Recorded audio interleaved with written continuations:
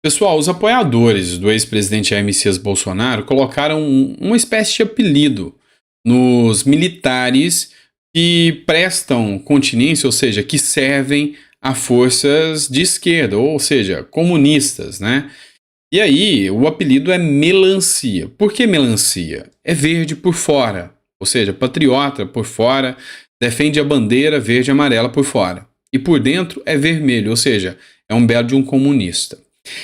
E essa situação foi levada ao Congresso Nacional durante a oitiva do general Gonçalves Dias. Então, eu vou entrar nesse assunto e outros assuntos que a gente vai conversar, mas coloca aqui no comentário. Você consideraria G. Dias como melancia? Sim ou não? Você acha que os militares que apoiam o atual governo Lula são caracterizados como melancia ou não?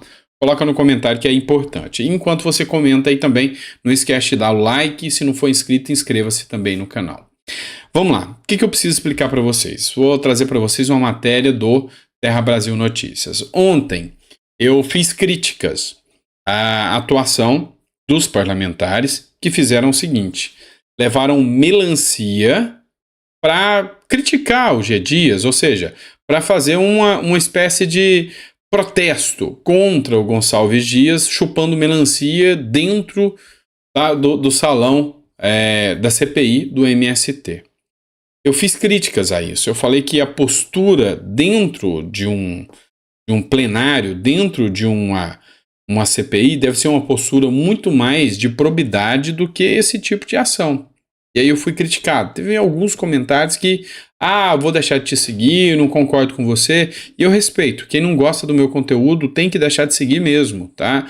Eu já disse para vocês muitas vezes, a minha intenção aqui não é te mudar, é expor as minhas ideias da forma que eu realmente penso. Porque se você pensa como eu, a gente tá junto, sabe, numa causa, numa defesa. Se você pensa diferente de mim, mas fica aqui no canal e debate, discute, você está exercendo a democracia e você é muito bem-vindo aqui no canal. Agora, se você acha que não tem que debater e que realmente o conteúdo que eu produzo é ruim, eu não estou aqui para agradar um lado ou para agradar o outro, eu estou aqui para falar a verdade, para ter aquelas pessoas que pensam como eu, sabe? Então, eu não me importo literalmente se você não gosta de sair do canal, é um direito que você tem, eu respeito a sua opinião. Mas por que eu estou falando isso? Olha essa matéria que saiu hoje, tá? Depois, sabe, quase 24 horas depois do meu comentário. E olha que o Terra Brasil Notícias é um site bem apoiador do ex-presidente. Tanto é que o slogan dele é Deus acima de tudo e de todos, tá? Então, é um site que põe muitas matérias aqui de direita. Briga por melancia atrasa depoimento de G. Dias na CPI do MST. E aqui o próprio site faz críticas. Rolou uma briga, rolou baixaria, foi o próprio presidente, Coronel Zucco, teve que chamar a atenção dos deputados de oposição que, de certa forma, se você convoca um depoente, ele está lá como testemunha, para depor como testemunha. Você tem que ter respeito a essa pessoa, por mais que você não gosta, por mais que você ache, eu acho que ele é melancia, mas não é hora de tratar essa pessoa com desrespeito. Então, eu reitero aqui e falo que a matéria aqui também concorda comigo e você. O que você acha? Você acha que tem que ser desrespeitoso mesmo? E esse tumulto que fez perder quase uma hora da CPMI não poderia ter sido muito mais aproveitado buscando informações, buscando dados relevantes e informações sobre o G. Dias e MST? O que você pensa sobre isso? Coloca no comentário. Eu sou sempre a favor da democracia e do respeito, tá? E esse é o meu ponto de vista. Mas acho que deveria ter sido pressionado sim. O general Gonçalves Dias deve muitas explicações à sociedade brasileira. E não é comendo melancia na frente dele que isso vai ser resolvido. Esse é o meu ponto de vista. Vamos lá. Matéria do jornal Metrópolis. Olha só o tamanho da hipocrisia dessa turma, né? Ex-genro de Lula faz lobby em Brasília e voa em jatinho da FAB. Isso aqui nenhum esquerdista vai criticar, tá? O Marcelo Sato, que foi casado com a Lurian, ele é sociólogo e ele montou uma empresa de consultoria de captação de verbas públicas. E agora, depois que o Lula ganhou, a empresa vai de vento em popa. Tem até um filho do Lula que a crítica sobre ele é que ele era zelador de zoológico e de repente ele ficou milionário. É um prodígio, um expert. E agora, o ex-genro do Lula está querendo se tornar um expert e prodígio também. O que o captador de recursos faz? O fato dele ser genro do Lula, ex-genro do Lula, não ajuda em nada, tá? Não muda nada. Mentira, eu tô sendo irônico. Ajuda muito. É a peça-chave. Ele, como sociólogo, ele vai num certo ministério e fala, olha, tem uma ONG que está precisando de um dinheiro aí, R$1 milhão. Eu vou fazer a captação, eu quero 10, 5, 20%. Aí você passa R$1 milhão para ele, eu faço um contrato com a ONG me paga um dinheiro sobre isso. Bonito, né? Aí o cara é genro do Lula. O que você acha sobre isso? Pode até ser legal. Moral? Aí eu já não sei, né? Lembra das críticas sobre o Renan Filho, que utilizava também a influência do Bolsonaro para fazer negociações com o carro que a mídia noticiava o tempo todo? Se comprovado, tá errado. Mas engraçado que a mídia não trata da mesma forma, né? Então tá aqui o tamanho da hipocrisia dessa turma. Só que aí é interessante, olha só essa matéria da Folha de São Paulo. Sempre existe uma luz no fim do túnel e sempre existe alguns parlamentares que têm, alguns jornalistas que têm a mente mais aberta um pouco. Olha o que a Folha de São Paulo pensa sobre o governo Lula. Acha que é uma vanguarda do atraso. Lula quer reeditar crédito a empresas que gerou calote de 1,1 bilhão no BNDES. Aloysio Mercadante, presidente do BNDES, e Luiz Inácio Lula da Silva. Vanguarda do atraso. Longe dos holofotes mais potentes de Brasília, órgãos importantes do governo federal com sedes no Rio de Janeiro vão se convertendo em bunkers da gestão Luiz Inácio Lula da Silva para abrigar ideias econômicas emboloradas ou equivocadas numa espécie de vanguarda do atraso carioca. Na semana passada, anunciou a indicação do economista Márcio Ponche, o cara que critica os Estados Unidos, o cara que critica o PIX, o cara que queria colocar um imposto de renda de mais de 60%. Enfim, esse é o governo Lula, e aí não tem como a coisa dar certo. Olha lá, tem mais uma matéria que a gente precisa discutir agora, eu acho bem interessante. O pessoal tá caindo, matando em cima do Tarcísio. Eu tô fazendo muitas defesas do Tarcísio aqui, eu concordo com ele, eu acho que a gestão dele tá boa. Gestão Tarcísio abre mão de 10 milhões de livros oferecidos de graça pelo MEC por material digital. Então estão criticando demais que o Tarcísio não quis aceitar os livros do MEC, né? Pela primeira vez, as escolas estaduais de São Paulo não receberão os livros didáticos do Ministério da Educação, que compra obras das instituições de ensino de todo o país há décadas. O secretário de Educação paulista, Renato Feder, resolveu abrir mão de 10 milhões de exemplares para os alunos do Ensino Fundamental 2, que vai do 6º ao 9º ano. No ano que vem, para usar apenas o material digital. Parabéns, Tarcísio! Desinchar a máquina pública, evitar corrupção. Aqui não é Tarcísio que fica roubando merenda de escola, não. É outro sistema. Mas hoje... mas digital. Me fala um adolescente hoje, que está falando do ginasial aqui, né? Do primeiro ao terceiro ano do ensino médio. Me fala um adolescente que não tem um celular para ler o conteúdo digital hoje, que não tem acesso à internet. A própria escola fornece. Então tá de parabéns o Tarcísio. E outra, vamos lembrar uma coisa. O Tarcísio resolveu colocar o próprio conteúdo. Tanto é que aqui em São Paulo eu estou muito orgulhoso, porque vai ter ensino de educação financeira. Enquanto o governo PT quer voltar com a educação sexual. Você lembra do vídeo que eu coloquei da professorinha pura, muito pura, colocando um pipil de borracha no aluno e ensinando como que coloca a camisinha com a boca para os alunos? Você lembra do vídeo que eu coloquei para vocês? Foi gravado em 2019, se eu não me engano, mostrando uma aula de educação sexual. Pois é. Parabéns, Tarcísio. Eu também não pegaria o conteúdo de ensino do governo federal, não. Vamos lá. Outra matéria que a gente trata de hipocrisia aqui, ó. Matéria do jornal O Globo. Entrevista. Lula está muito devagar e o exército cruzou os braços, diz Davi Copenaua sobre a crise Yanomami. Líder xamã do povo Yanomami, Davi Copenaua, não poupou críticas ao governo do presidente Luiz Inácio Lula da Silva e ao exército 6 meses após o decreto do estado de emergência instaurado na maior terra indígena do Brasil. Uma combinação de crise na gestão da saúde, o aumento do garimpo levou à tragédia sanitária com quadros graves de desnutrição de crianças e sequência de mortes que chocaram o país. Pois é, né? E aí? A mídia vai começar agora a dar a eloquência deles, chamando o Lula de genocida, de matador de Yanomamis, de extermínio Yanomami, porque tem 6 meses. E os próprios Yanomamis falam que todos os dias tem gente que continua perdendo a vida. É hipocrisia que chama, não é? Pois é hipocrisia mesmo.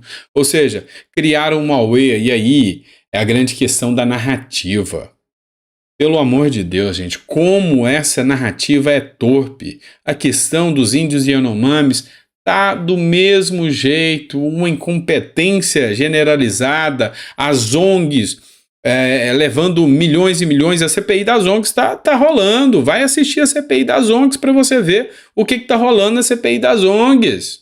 É só roubalheira, é só dinheiro público indo para bancar essas ONGs e denúncias aqui da Silva e o Ayampi para você ver que um cogumelo que custa R$60, um cogumelozinho é explorado e vendido por ONGs. E os índios não veem um centavo, estão morrendo. Pois é o Brasil da hipocrisia. É um Brasil que realmente deixa a desejar, sem precedentes, o Brasil que nós vivemos hoje. Por fim, mas não menos importante, eu não queria deixar o vídeo extenso, mas eu preciso fazer uma publicação aqui do Fernando Feriado, ou seja, Fernando Holliday.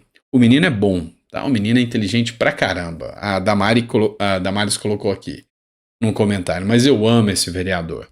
Eu quero que você entenda o que é desfazer um discurso e uma narrativa que não coaduna com a verdade.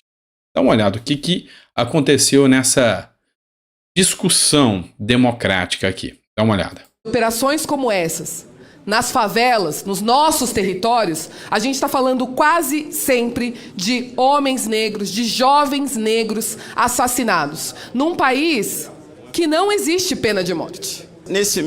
Vamos lá. Eu quero explicar para vocês o porquê que eu coloquei esse vídeo aqui e eu simplesmente vou ouvir calado. Porque nós estamos falando do caso do Tarcísio, dos policiais, da atuação dos policiais aqui. É uma mulher negra e tem aquele negócio do lugar de fala. Então, eu queria que você ouvisse alguém que é negro, que é gay, que é de direita e que sofre racismo e homofobia o tempo todo, que é ameaçado de morte, que é o Fernando Holliday, dando a resposta adequada. Acho que eu não me encaixo para dar essa resposta, porque realmente não tem um lugar de fala aqui, mas o Holliday tem. E aí, eu quero dar o lugar de fala do meu canal pro Holliday, tá? E eu queria que vocês ouvissem aqui. Meu primeiro pronunciamento, eu venho tratar também das operações que têm ocorrido no litoral do estado de São Paulo com a nossa Polícia Militar e que aqui a vereadora do PSOL, Elaine do Quilombo, se referiu. E eu não poderia deixar de falar desta operação, porque a vereadora do PSOL, como é comum, aliás, nesse partido, se referiu ao final do seu discurso dizendo que as maiores vítimas da operação, ou as maiores vítimas da polícia, é a população preta e pobre de São Paulo e das periferias do nosso estado. Eu não sei que população preta e pobre a vereadora Elaine conhece. Eu não sei que população preta e pobre ela convive. Mas eu sou preto, eu sou de origem pobre, e todos os pretos pobres com quem eu convivi foram e são pessoas honestas. Não são pessoas que sobem e descem morro com um fuzil nas costas, não. São pessoas que sobem e descem morro com marmita nas costas. Não são pessoas que andam para um lado e para o outro com tijolo de maconha. São pessoas que andam com tijolo de barro, que constroem casas, e não pessoas que sustentam e alimentam o tráfico. Preto e pobre não é sinônimo de bandido. Isso precisa ser dito de forma muito clara. O que a vereadora fez aqui nada mais foi do que a manifestação do mais puro preconceito do qual a esquerda está acostumada. É associar pobre e preto à bandidagem. Eu cresci na periferia e nunca fui parado pela polícia na minha vida, porque não andava pelas ruas da favela com fuzil, porque não andava com droga no bolso, e porque tinha consciência das companhias que eu tinha. Na minha família, ninguém nunca foi vítima de uma bala da polícia, porque tinham decência e dignidade, como a maioria das pessoas que vivem na favela. Há pessoas inocentes que morrem na periferia, há sim, mas não é por causa da polícia. É por causa de ideologias como a do PSOL. É por causa de autoridades como as que tem no PSOL, que vitimizam o bandido e condenam aqueles que tentam proteger as famílias brasileiras. Daqueles que condenam a polícia. A operação que ocorre agora no litoral, ela é mais do que necessária. Porque, como comentava agora com o Coronel Salles, nós estamos falando de um local próximo ao Porto de Santos, que é uma das principais rotas do tráfico internacional. E isso eles não falam. E isso não se discute. O que se discute é a truculência da polícia. Mas não se discute as armas pesadas que o tráfico tem à sua disposição. Não se discute a violência com que eles recebem a polícia na periferia. Não se discute os policiais, pais de família, mortos quase que diariamente por conta dessa bandidagem.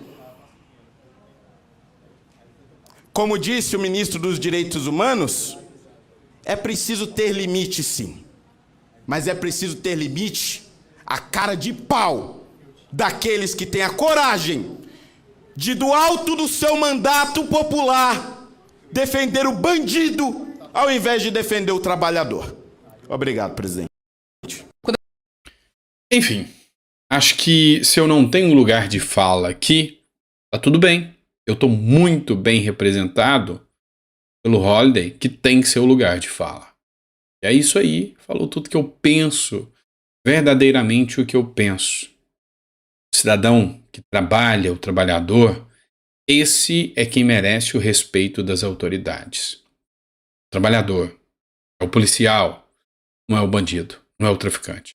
Agora você se coloque no lugar do policial, com um 38, velho, enferrujado na mão, um colete que quando falta um material de qualidade enfia um isopor lá dentro, porque aquilo é uma verdadeira porcaria, uma viatura que se você entra na viatura que não é blindada, se você numa perseguição estragar a viatura, você é obrigado a ressarcir o Estado e aí tem que contratar um advogado para pagar a sua defesa.